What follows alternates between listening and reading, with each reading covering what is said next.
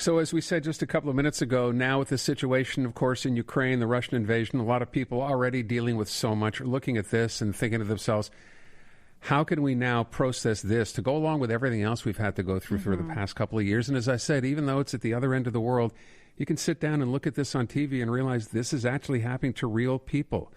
And we've seen this now going on for weeks and weeks, and then boom, yesterday, the invasion actually began. So it's something else to deal with now.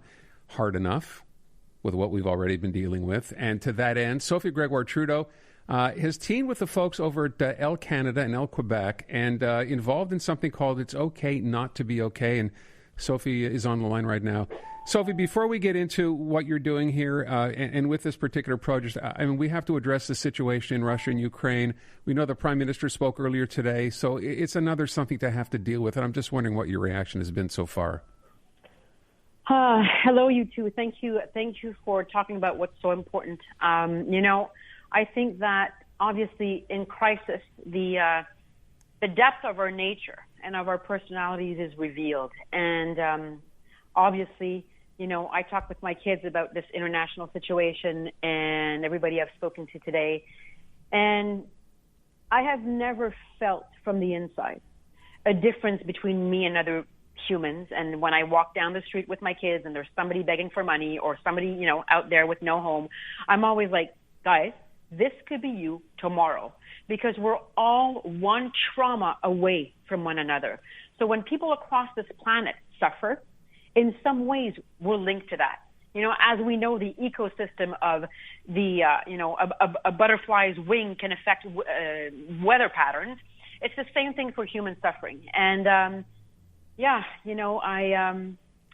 I'm sending rays of deep courage and resilience to, and I get emotional when I talk about this because, nobody's invincible on this planet to heartache, to suffering, and to crisis throughout history.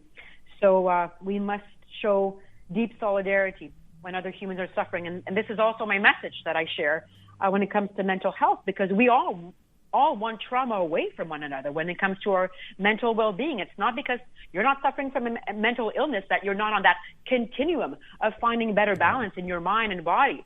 So this is such an important message at a crucial time in our human history. Sophia, I'm hearing you talk about your kids, and I'm a mom like you too. And how do you broach these things with them? And I think our instinct is to kind of protect them, right? To kind of try to shelter them from things, and yet they have to have a sense of reality, and they have to also know that it's okay to not be okay. So how do you broach those things with them? I love your question, because you know what? How do I approach this? It's simple. I approach it. I'm that kind of mom and I think friend and woman. I don't believe in how could I say this? I believe in open, honest conversations. And obviously when your kid is 5, you don't talk to him or her the same way you would talk to a 13-year-old. But my goal as a parent is not to shelter my kids from what's happening out there. I want my kids to know enough so they know how lucky they are. And obviously, I have 2 teenagers, so the propensity to whine is all there. Yeah. And I'm not a big, I don't have much patience for whining, so they know me that, I give them daily reminders that we are so fortunate.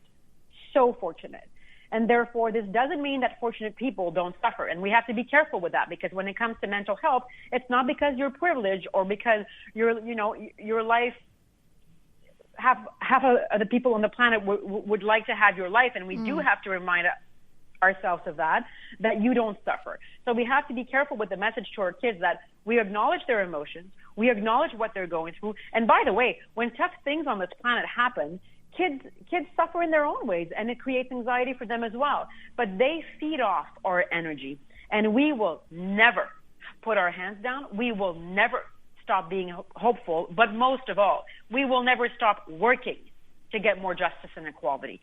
So there's no option in my soul and in my mind, and I'm going to do it till my last breath.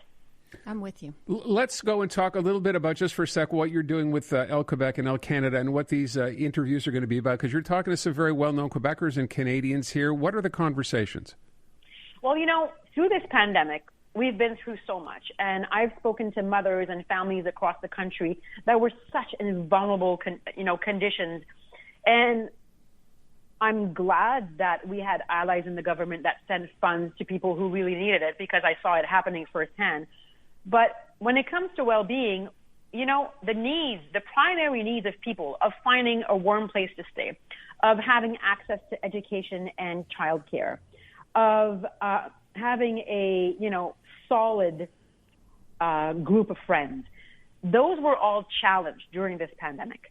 So the need for better mental support is so important. And this is what we're going to talk about in these segments that will be, and I have already started on the Elle Canada and Elle Quebec websites and on my social media as well, because the need to have honest, authentic, and, pushing the envelope, as I like to say, conversations on our well-being is so, so, so important, as they are important around our kitchen table or our work desk offices or, in our bedrooms now, because there's still so many people on Zoom for work. But we need to continue to be courageous in how we share our stories that have had and have carried too much guilt, too much shame, and too much stigma around mental health challenges, because we are all on this continuum for more balance. And by the way, I'm doing all this with Elle Canada and Elle Quebec because we're reaching out to a broad array of ages in women, and also the LGBTQ2 and 1+ community. So it's super important to have as many diverse people from diverse backgrounds, because that's the force of our country, to be included in this conversation. Sophia, I love that you're doing this. I think it's so important to help us all deal with our mental health. What do you do personally to not get overwhelmed and to take care of your own mental health? Yes. I think that there is no way out of crisis or of difficult situations but by going through, but also by seeing with detachment, perspectives, facts, research, science, not deforming the truth so that it fits our ideals. Facing our truths as individuals and as a society is probably the hardest thing we'll ever do in our lives. And it's not convenient, but it is the work that needs to be done in order to protect our systems, our democracy, our citizens and our fellow friends. And for me, through the years, I suffered from mental health issues and eating disorders when I was younger. And life has taught me that my true freedom resides in me not being, in a way, imprisoned by my own emotions and my mind. And I have learned through time tools, through yoga, exercise, meditation, and sleep, that there is a way to take care of yourself, to calm your nervous system, to calm your mind, so that you're not stuck in a fixed way of thinking. But it's not an easy job. And sometimes people don't even have the time to do this, because they can't even reach both ends at the end of the month and knowing if their kid is going to be okay and if they can feed their family. So we truly need as a society to lean in towards one another and create a safe space where we can actually, divulge and share our most deep struggles, so that we know how to grow together, because as our trauma is linked, so are our roads of healing. So this is a necessity, and I think that good mental health is really the riverbed for better equality and justice, feminism, and harmony in our society. We are going to run out of time. I want you to just let people know who do want to see these videos. How do they do that, and where can they find them? So very easy, on the Elle Canada and Elle Quebec social media platform, Instagram, and on my platform as well, Sophie Gregoire Trudeau. I just want people to know, if you're listening now, that you're never alone on your road of suffering and also of healing, and that there's help out there. I'm also the national volunteer for the Canadian Mental Health Association, CMHA.ca, CMHA.ca, and wellnesstogethercanada.ca. I've been on the websites. I've tried out the questionnaires.